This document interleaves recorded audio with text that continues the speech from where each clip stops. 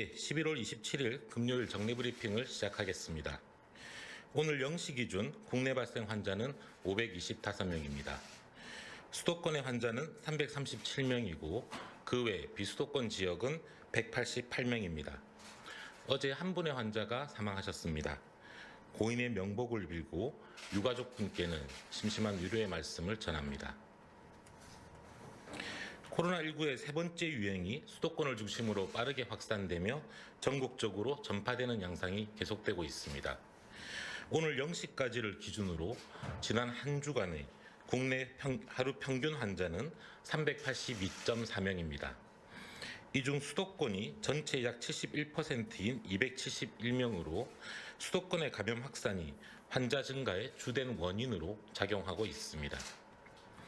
수도권 이외 지역도 환자 발생이 증가하고 있어 지난 1주간 호남권이 32명, 경남권이 32명, 충청권이 24명 등 1.5단계 기준을 초과하는 권역이 증가하고 있습니다.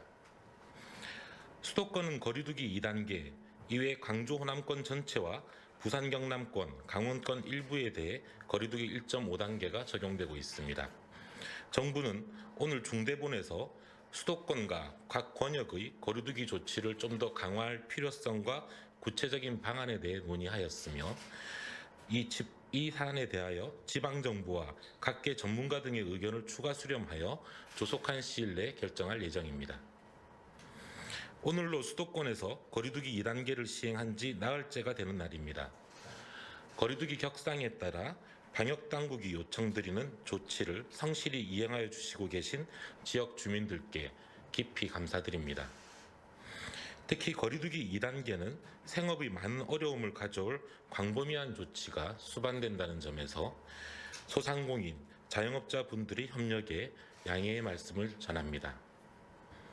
일상 속의 다양한 감염 경로를 차단하는 것은 오직 국민 여러분의 협조를 통해서만 가능합니다. 어려움을 겪고 있는 이웃을 생각해 주셔서 위기가 빨리 극복될 수 있도록 힘을 모아주시기 바랍니다. 지난 한 주 동안 수도권의 평균 휴대폰 이동량을 보면 수도권의 거리두기 1.5단계를 시행하기 직전의 한 주와 대비해 볼 때 이동량이 평균적으로 7% 정도 감소하였습니다. 국민 여러분들께서 어려운 가운데 약속과 모임을 줄여주시는 등 이동량을 줄이기 위해 적극적으로 동참해 주신 데 대해 깊이 감사드립니다. 거리두기 효과는 다음 주부터 본격적으로 나타날 것으로 예상되며 그때까지 지금의 노력을 계속 유지해 주실 것을 당부드립니다.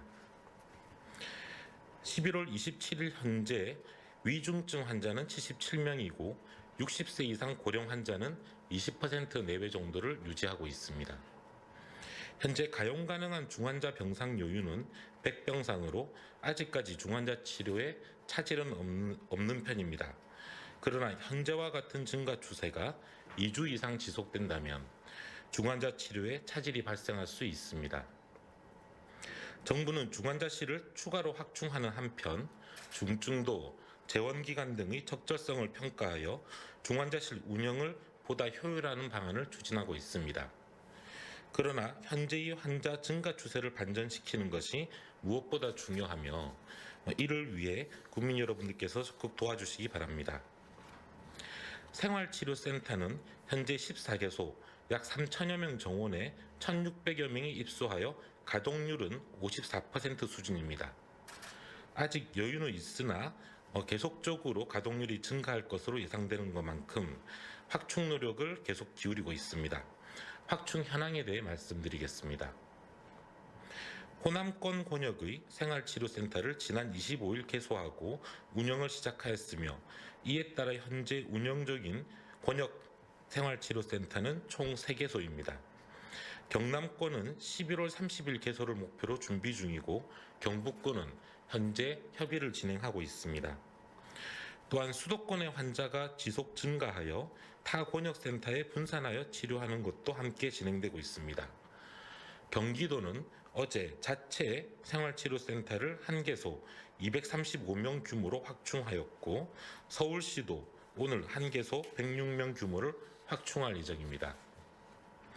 앞으로도 경기도, 등 수도권 지역을 중심으로 생활치료센터의 확충이 지속 필요할 것으로 예상되며 지자체와 계속 협력해 나가겠습니다.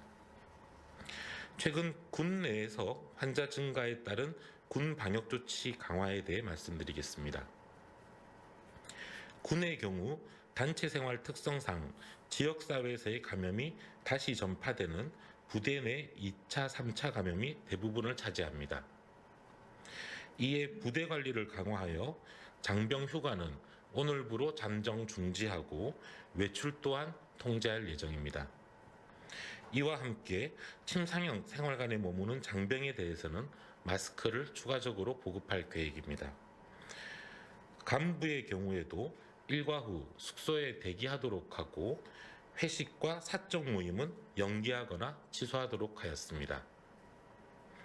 행사나 출장, 대면 회의는 원칙적으로 금지하였고 중점 일반 관리시설의 방문도 금지하였습니다. 이와 함께 군 내에서의 추가적인 감염 확산에 대비하여 군 시설 등을 활용하여 1인 격리시설과 군 자체의 생활치료센터도 확보할 계획입니다.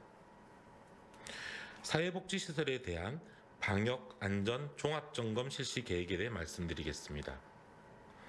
11월 30일부터 내년 1월 8일까지 전국의 사회복지시설 2,900여 개소를 대상으로 지자체의 현장 점검이 실시됩니다. 특히 20년 이후 노후시설, 50인 이상 거주시설, 하절기 점검 결과 재점검이 필요한 시설 등 63개소는 정부와 지자체가 합동으로 점검할 예정입니다. 코로나19 확산세를 고려하여 시설 내 감염병 관리 대책과 방역 지침의 준수 여부, 휴관 시 긴급 돌봄 제공 계획 등을 중점적으로 살펴보겠습니다. 이와 함께 전국 어린이집 약 4만여 개소에 대해서는 별도의 계획을 수립하여 점검을 실시할 계획입니다. 정신의료기관 등 감염 취약시설에 대한 감염 예방 노력에 대해 말씀드리겠습니다. 보건복지부는 정신의료기관의 시설 기준을 강화하는 내용의 정신건강복지법 시행규칙 개정안을 어제자로 입법 예고하였습니다. 1인실 면적 기준은 기존 6.3m/제곱에서 10m/제곱으로, 다인실은 1인당 4.3m/제곱에서 6.3m/제곱으로 확대되고, 병실당 병상 수도 기존의 10병상에서 6병상 이하로 줄이고 병상 간에는 1.5m 이상의 이격거리를 두도록 하였습니다. 또한 입원실에는 화장실과 손 씻기와 환기시설이 설치되도록 하고 300병상 이상 정신의료기관은 감염병 예방을 위한 별도의 격리병실을 두도록 하였습니다. 지자체에서의 방역 강화 노력에 대해 소개드리겠습니다. 제주도는 겨울철 대유행에 대비한 특별 방역 대책을 발표하고 집중 관리에 돌입하였습니다. 11월 24일부터 연말까지 제주의 공항만을 통한 모든 입국객에 대하여 마스크 착용 등 방역 수칙을 준수하도록 하는 행정명령을 발동하였습니다. 또한 의심 증상이 있는 사람은 제주공항의 선별진료소에서 의무적으로 진단검사를 받아야 하며 이에 따른 격리 비용은 본인이 부담해야 합니다. 또한 의심 증상이 있음에도 여행을 강행하는 등 방역 수칙의 미준수로 발생한 피해에 대해서는 구상권 청구를 적극적으로 검토할 방침이며 현재 3건의 구상권 청구가 진행 중에 있습니다. 제주도를 방문할 예정인 분들께서는 이러한 조치에 대해 미리 숙지하여 주시고 협조해 주실 것을 당부드립니다. 현재 집단 감염이 발생한 곳들은 일상생활에서의 지인, 친척들과의 식사 모임이나 소모임 등과 함께 위험도가 높은 다중이용시설들입니다. 음식점과 주점, 에어로빅 학원, 헬스장, 키즈카페, 사우나, 노래방, 교회, 학원 등이 이러한 주요 장소들입니다. 현재 수도권의 경우에는 언제 어디서 감염이 되어도 이상하지 않은 상황이며 특히 집단 감염 사례들에서 공통적으로 나타나는 위험성을 고려하여 다음 3가지 사항을 꼭 지켜주실 것을 당부드립니다. 첫째, 당분간 모든 모임과 약속을 취소하고 집에 머물러 주시기 바랍니다. 특히 친척, 지인분들과 함께 식사를 하는 모임은 위험도가 무척 높기에 반드시 취소해 주시기 바랍니다. 둘째, 다중이용시설의 출입을 삼가해 주시기 바랍니다. 많은 사람이 모이는 시설, 밀폐된 시설, 식사나 사우나, 운동 등으로 인해 마스크 착용이 어려운 시설은 꼭 피해 주실 것을 부탁드리겠습니다. 마지막으로 증상이 있으시면 신속히 검사 받아주시기 바랍니다. 빠른 검사를 통해 추가적인 전파를 막을 수 있고 여러분의 가족과 지인을 지킬 수 있습니다.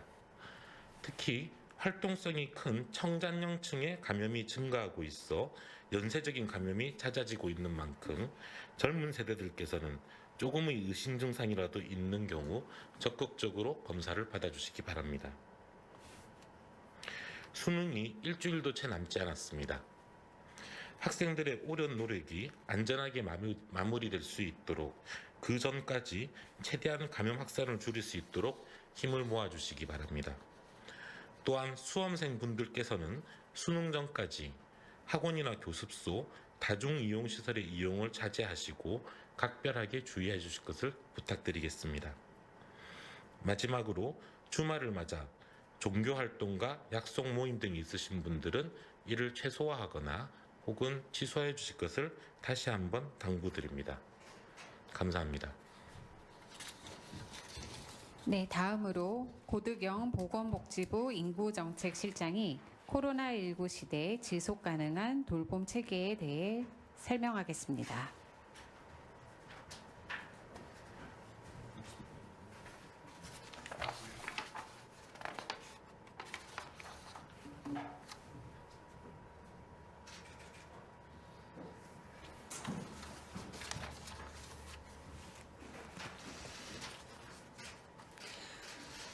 안녕하십니까. 보건복지부 인구정책실장 고득영입니다. 지금부터 관계부처가 함께 마련한 코로나19 시대 지속가능한 돌봄체계 개선 방안을 브리핑하겠습니다. 먼저 배경입니다. 코로나19는 경제, 사회, 문화 등 분야를 가리지 않고 우리 생활에 큰 영향을 미쳤습니다. 취약계층 대상의 돌봄은 그 중에서도 특히 많은 숙제를 남긴 분야일 것입니다. 영유아, 아동, 노인, 장애인 등을 대상으로 하는 현행 돌봄 체계는 코로나19에 대응하여 취약계층을 보호하고 긴급 돌봄을 제공하는 등 소정의 성과를 거두었습니다. 그러나 동시에 코로나19가 장기화되면서 가족 부담이 증가하고 예상치 못한 사각지대가 발생하였으며 고립, 우울감, 교육 격차 등 파생 문제에 대해 선제적으로 대응하지 못하는 등의 한계점도 드러냈습니다. 이에 코로나19를 겪으며 드러난 다양한 한계를 보완하여 코로나19 시대에 안정적 돌봄 체계 구축을 추진하고자 합니다.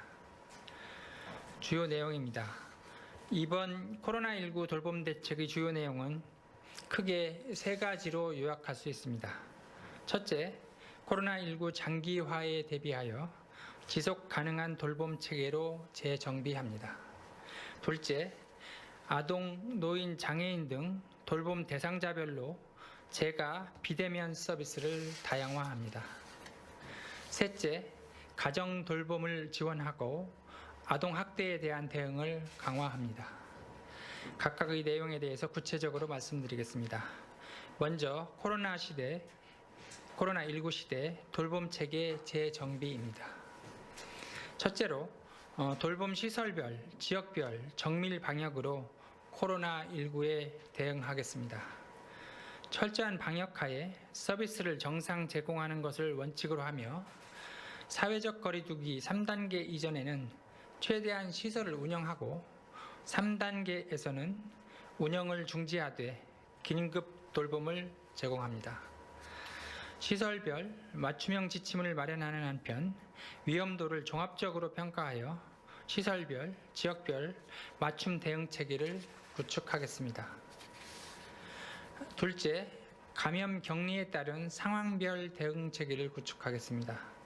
사회서비스원을 중심으로 긴급 돌봄 지원단을 설치 운영하고 종사자 감염 시, 가족 감염 시, 그리고 자가 격리 시 등 다양한 상황에 맞는 대응 체계를 구축하겠습니다. 셋째, 돌봄 사각지대 발굴을 위해 선제적으로 대응하겠습니다. 사회적 거리두기 장기화 또는 단계 상향 등 위기 상황 시에 아동 학대 등과 같은 파생되는 문제를 최소화하기 위해 취약계층을 대상으로 모니터링을 실시하여 사각지대가 발생되지 않도록 하겠습니다. 다음으로 대상별 재가 비대면 돌봄 서비스 체계의 신속 구축입니다. 첫 번째, 아동 청소년을 대상으로는 서비스를 확대하고 원격 수업으로 인한 격차를 해소하겠습니다. 아이돌봄 서비스의 지원 시간을 연 720시간에서 840시간으로 확대하고 비용 지원 비율을 확대합니다. 아동 청소년 대상 원격 수업을 예비 교원 등을 활용하여 지원하며 건강을 위해 비대면 운동 프로그램, 홈 운동 키트 등 운동 분야도 지원하겠습니다. 둘째, 어르신 대상으로는 비대면 돌봄과 건강 관리를 강화하겠습니다. 독거 어르신, 시설 이용 어르신 등을 대상으로 사물 인터넷과 인공지능을 활용한 안전기기 보급, 스마트 협진 등 비대면 서비스를 확대하겠습니다. 셋째, 장애인을 대상으로는 돌봄 공백 최소화를 위해 활동 지원을 강화하겠습니다. 장애인 활동 지원 대상과 발달장애인 주간 방과 후 활동 서비스 대상을 확대하고 장애인 스포츠 및 교육 분야에서도 격차를 해소하고 돌봄 부담을 경감해 나가겠습니다. 다음으로 가정 내 돌봄 지원 및 아동 학대 대응 강화입니다. 첫째, 아동 돌봄 지원을 확대하겠습니다. 코로나19 등 재난 상황에서도 가족 돌봄 휴직을 사용 가능하게 하고 육아휴직 분할 사용 횟수를 1회에서 2회로 확대하며 임신 중 육아휴직 사용도 가능하도록 제도를 개선하겠습니다. 둘째, 가정 돌봄 아동에 대한 모니터링을 강화하겠습니다. 가정 돌봄 아동 및 원격 수업 시 급식 체계, 실시간 조정례 등을 통해 모니터링을 실시하고 취약계층 학생 및 학대 의심 아동은 직접 가정 방문을 실시하겠습니다. 셋째, 양육자의 정서적 지원을 강화하겠습니다.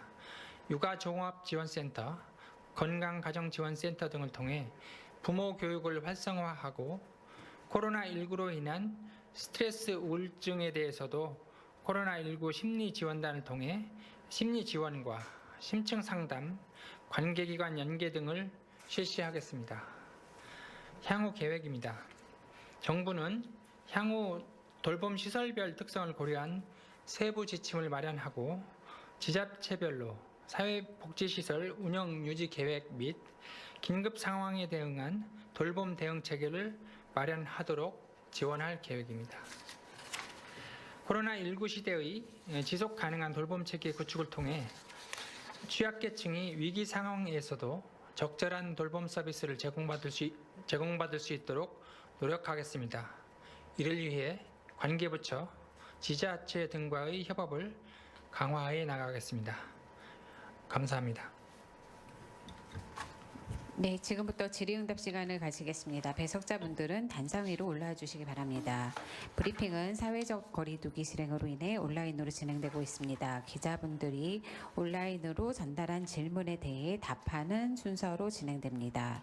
네, 구체적인 통계 등에 대한 문의는 언론 등으로 부탁드립니다. 네, 출입기자단에서 보내준 사전 질의 를 먼저 드리도록 하겠습니다.